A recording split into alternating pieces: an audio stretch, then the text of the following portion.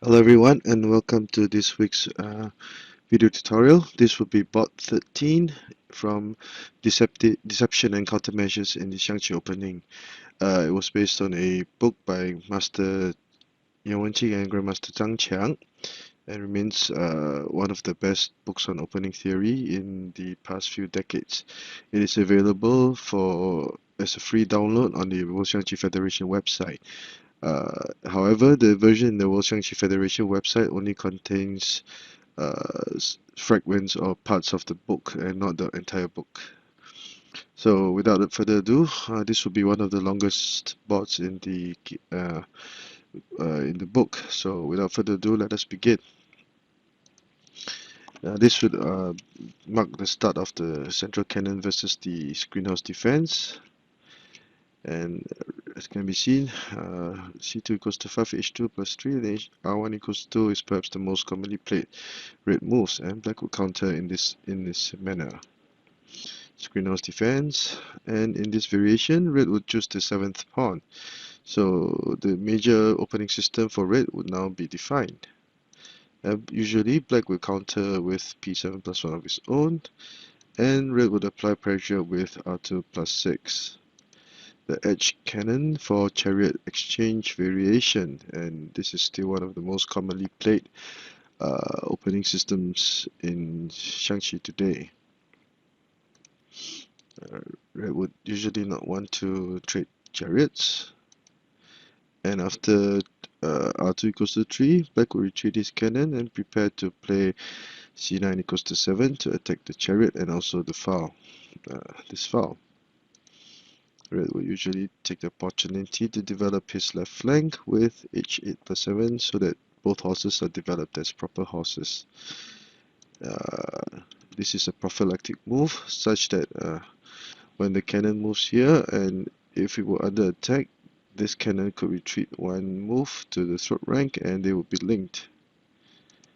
And at this point in time, in this variation, in this board, red would choose to develop his left left horse as a riverbank horse. Now there are many other ways of playing this position.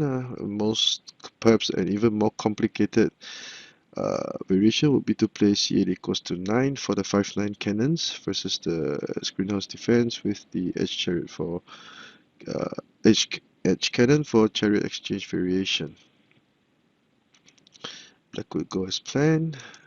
Red will move the chariot away from harms from the attack of the black cannon, and black would usually continue with R8 plus 5 to attack the horse. Now this remains one of the most steadfast options that black can have in this situation. Other options include E3 plus 5, H7 plus 8, E7 plus 5, etc. And all these variations will lead to even more complicated situations. But usually for aggressive players, H8 plus 5 would be the counter of choice for black at this point in time. And since black was attacking the horse cannot capture the pawn, or R8 equals to 3 would capture the red horse, which would have nowhere to go. So usually red would protect the horse in this manner. Now one might wonder, would it be a good idea for red to capture the red horse at this point in time? The answer would be resounding no. And although red would have captured the black central pawn, black would now be able to concentrate two cannons and to attack this very weak flank, which is only defended by one horse. So red will lose the initiative and he will be under attack. I ran this position through my computer program and found that black would now enjoy an advantage for about 80 to 100 points. So red would have lost initiative, and as can be seen, his left chariot would not have been developed and the cannon was still unmoved. So red would be in trouble at this point in time. So that is why H6 plus 5 is not a viable option. And red should play C8 plus 2 at this point. Now, black would usually continue to play e3+5 to consolidate his defense. Now this move has to be made, and red cannot jump the gun with p3+1. If he did, because p3+1 was played, now would be the time for red to attack the central pawn. As the cannon was now was threatening the black chariot, black would be forced to make this move. And red would have the intermediate move of playing c8 equals to 9, forcing the elephant to move to this to the edge file, where it would not be able to move to the central file anymore. So this would result in a weak black defense. And to protect the chariot, red would capture the black horse, and black would lose material. So red would now command a significant advantage instead. So short recap, it would not be advisable to play p3+1, but instead black should consolidate his defense. If p3+1 were played, hoping that because the red pawn cannot capture the black pawn, or the cannon will capture the chariot. So red will continue with capturing the central pawn. Red will continue. Black would threaten the red cannon, which would move to the edge file to threaten the black chariot. And at this point in time, black would be bound to lose material because the chariot and the black horse were both under attack. And as a result, red would have gained a piece and command a significant advantage. So the orthodox or the recommended way would be to play e3+5, so that if red played c8 equals to 9, the chariot could play r1 equals to 4, or r1 equals to 3 instead. Now, so far the moves given here are considered to be orthodox. Okay, now at this point in time, in this spot, red would play r9+1 to develop his left chariot as a rank chariot. While it would seem to be a viable option, this would in fact be a move of deception according to the book, because red will now choose to adopt a wait-and-see approach to see how black would attack and be able to counter more aggressively. Now, at this point in time, h6+5 would not be advisable, since black had already consolidated his defense.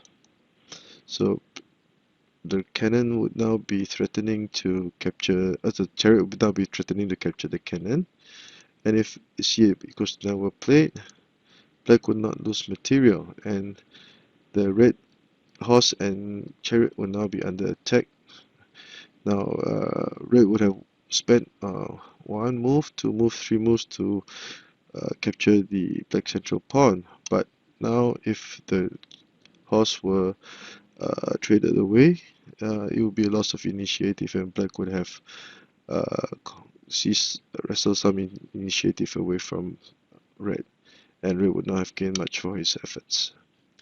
Now, in this position, the best or the recommended way or the sound way would be to play c5 equals to 6 to prevent or discourage black from developing his chariot with r1 equals to 4. This is considered to be orthodox, and usually black would continue with p3+1, and red will counter with p3+1 of his own.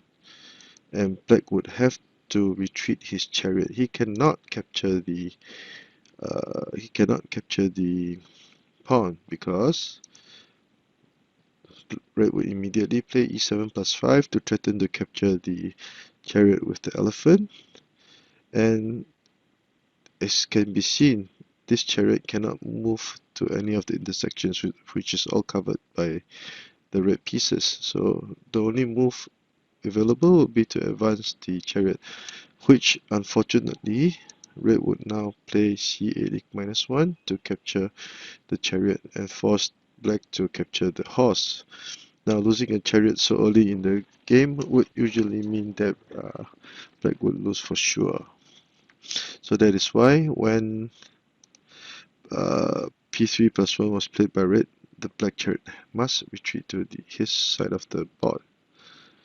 And P7+1, red would take the opportunity to develop his cannon, and this would be the recommended move, whereby black would force a trade of material. But with H3+4, the horse will now be threatening the red chariot. So red will usually have to capture the horse, whereby this would be the black horse would be a pseudo sacrifice, because now black would advance his pawn across the river. This pawn will now be protected, and black will now be taking aim at this elephant and prepare to storm this very fragile flank. So usually red would be forced to counter sacrifice material. After trading material, red will now try to threaten to checkmate with C3+5. Black will defend in this manner. Red will protect his cannon with the elephant, and black will retreat his elephant to the central file to consolidate his defense. Now this position is rather equal, but black can be very satisfied with this position. So the suggested or the advised move should be c5 equals to 6, whereby red would try to consolidate his defense. Now, in the book, this was the move of deception. Instead of playing c5 equals to 6, red tried to play r9+1, and there were four variations whereby black would try to counter this move. The first would be p3+1, the second would be c2+1, the third would be r1 equals to 3, and the last would be p7+1. Now, of all these four variations, only p7+1 would be the best for black. So let us inspect the variations one by one. If p3+1 were played, red would capture the central pawn.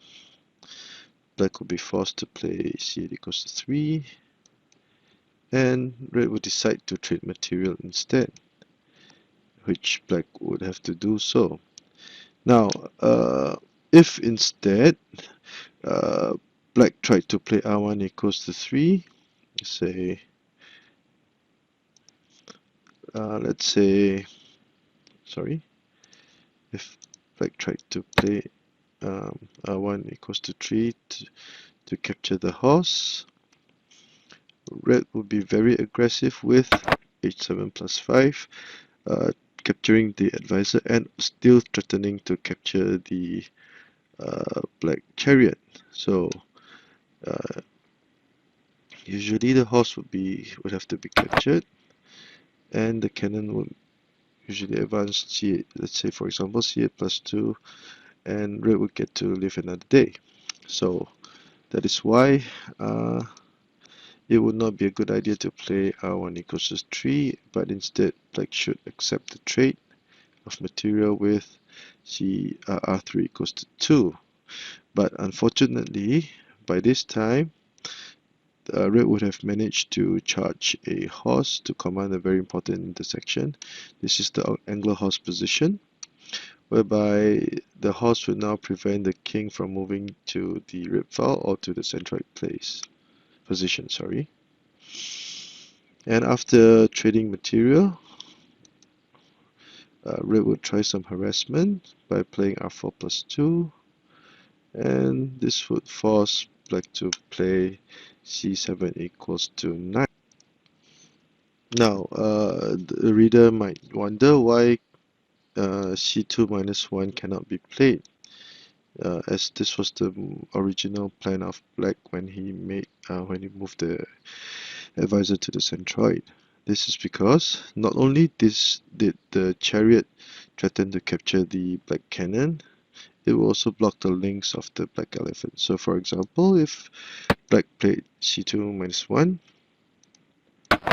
red would capture the elephant, and red would now enjoy a very big advantage. Now the advisor cannot move here, or this would be an immediate checkmate. Now it can either move here also, because this would still be a checkmate as the king cannot move here. So the only move feasible would be to play a5+4, so that the horse would be blocked and red cannot make this move.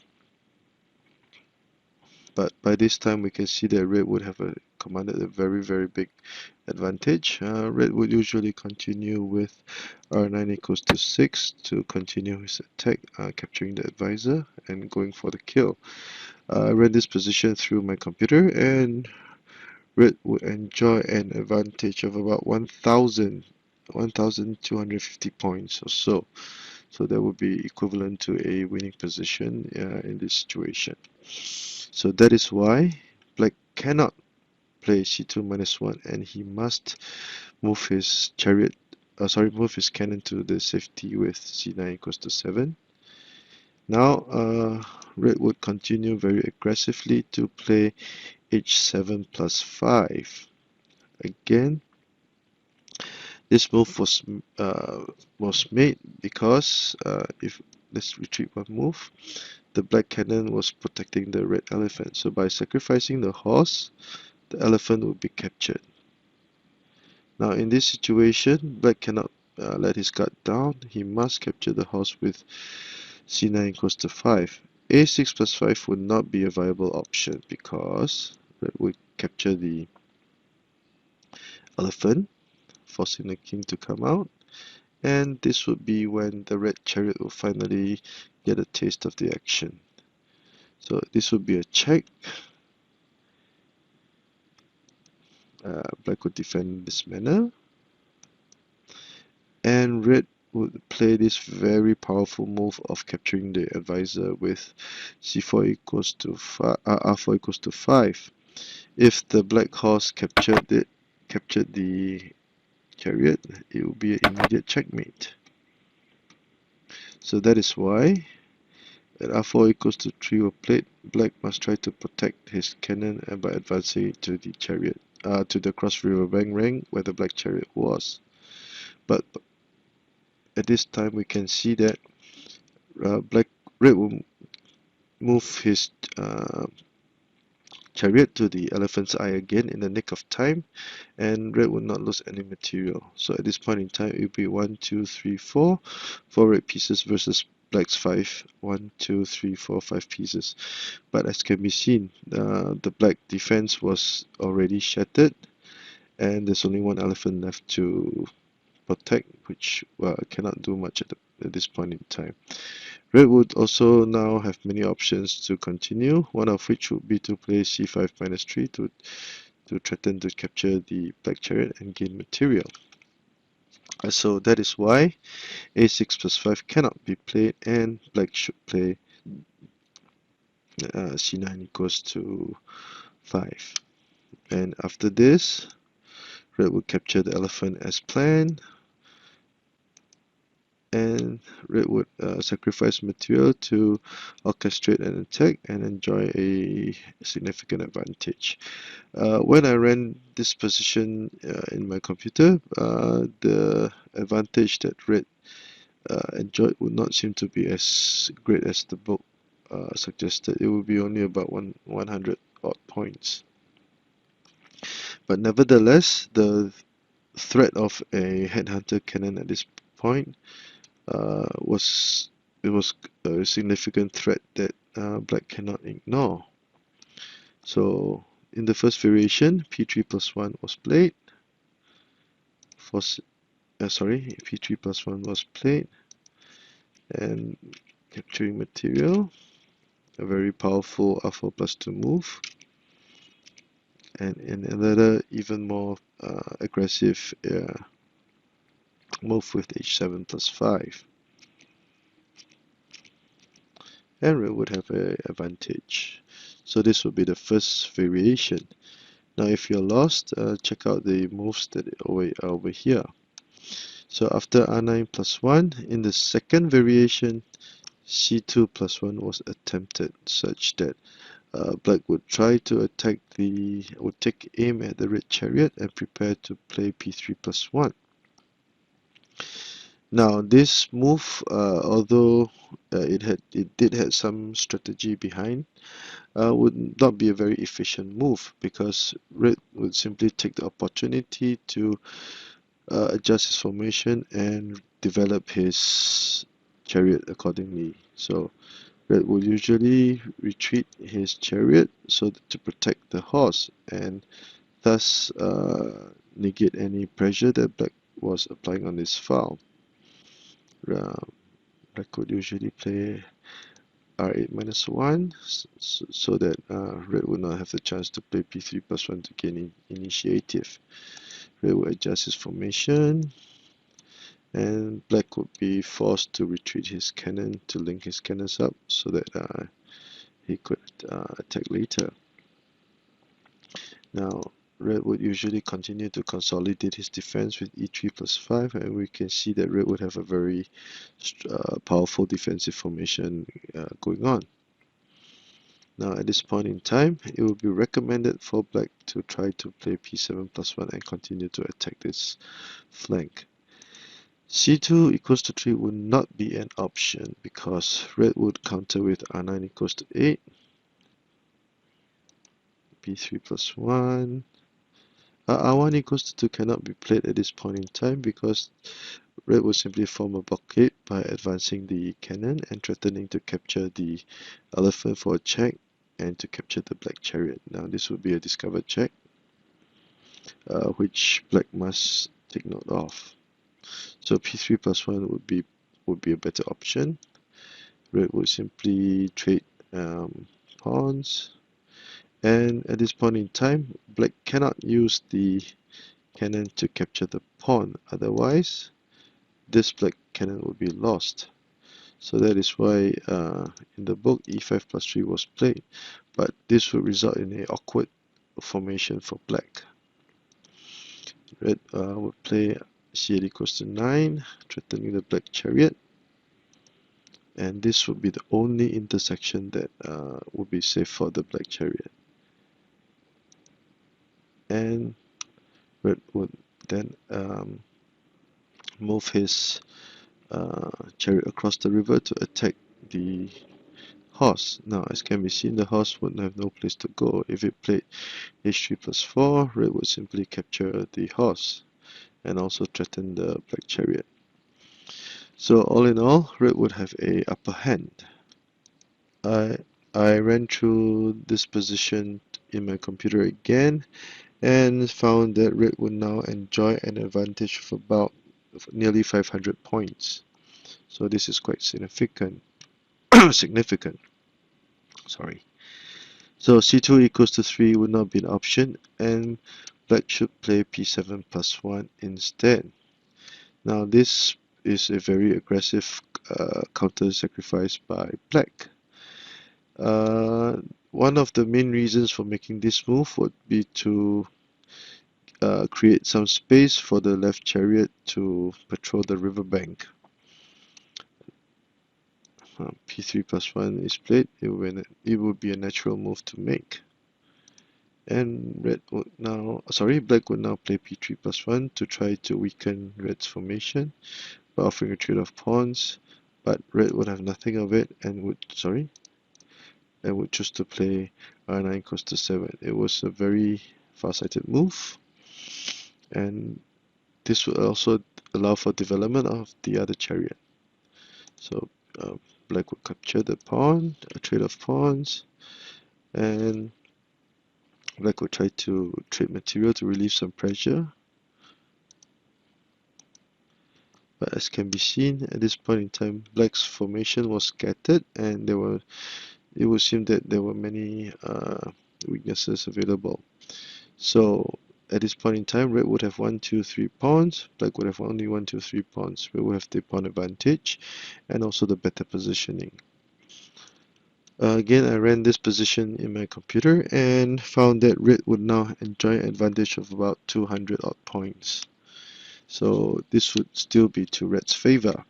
So a short recap of variation 2. Black would try to play c2+1. Red would defend, and Black would move his chariot to safety. Red would adjust his formation, and Black would try to sacrifice his pawn to try to make some move on the riverbank. P3+1. Sorry, 9 equals to 7. And after the melee, Red would have more pawns and that's significant advantage. So in the third variation, Black decided to move his chariot to the elephant file over here. This would seem to be a prophylactic move to discourage Red from playing c8 equals to 9, and while also consolidating the Black horse so that Black would not have to worry about Red's h6+5 followed by h5+7. But this would not be a good move either, because Red would now take the opportunity to move his other chariot into action. R9 equals to 6 is advocated. C5 equals to 7 to try to add pressure on this file, as like what Black is doing now, is not a good idea for Red. Black would simply play p3+1. Red would be forced to play p3+1. Now he cannot capture the pawn, or the horse will be lost. So that is why p3+1 was played, so that Black would now be prepared to capture the pawn. But Black would simply retreat his chariot across the river, and Black would still have his chances in this situation. So that is why c5 equals to 7 is not advocated, but instead r9 equals to 6 is the recommended move. Now there were 3 sub-variations that were discussed, and r8+1 was advocated. r8-1 would not be a good idea, because the horse would not have the option of capturing the pawn and applying pressure. Now, this horse, the development of this Black horse would be a big issue for Black.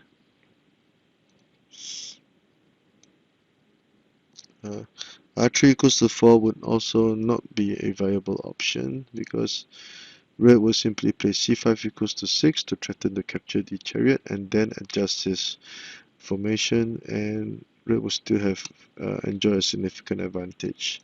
So that is why r8+1 is advocated, but Red would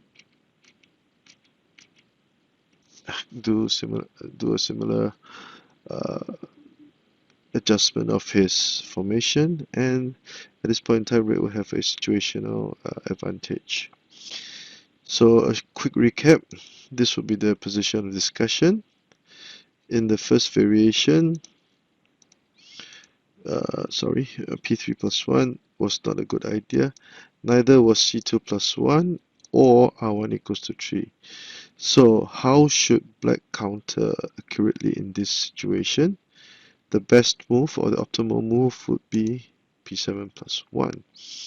Now this move is quite a nice move, because now Red would not have the opportunity to attack the Black chariot immediately after moving his pawn or his horse. So if p7+1 were played, Red would try to form a skewer with h6+7. Now p3+1 would not be a good idea, because now the Black chariot could retreat to his riverbank, and attacking the chariot would not be a good idea at this point in time, but neither would retreating the chariot horse to the centroid B. So at this point in time, Black could simply play r7+1 or r7+3, whereby in both situations, as can be seen, the development of the red pieces would still be an issue, while Black would not only have consolidated his defense, he would now be attacking the elephant. Black would be prepared to play r7 equals to 6. Sorry. Okay. Just to show you. Now this would be a threat to checkmate with c7+8. And to resolve this checkmate, red will have to move the elephant away, and red would still lose his chariot. So that is why it would be very important for red to, sorry, for black to play r7+1. But either way, p3+1 or capturing the red, or finding black pawn was a very bad idea. Now h6+7 was advocated, and black would take the opportunity to develop his chariot and thus disallow red from playing r9 equals to 6. Now now would be the time to play p3+1. It would not be a good idea to play c8 equals to 3 because black would gladly trade cannons.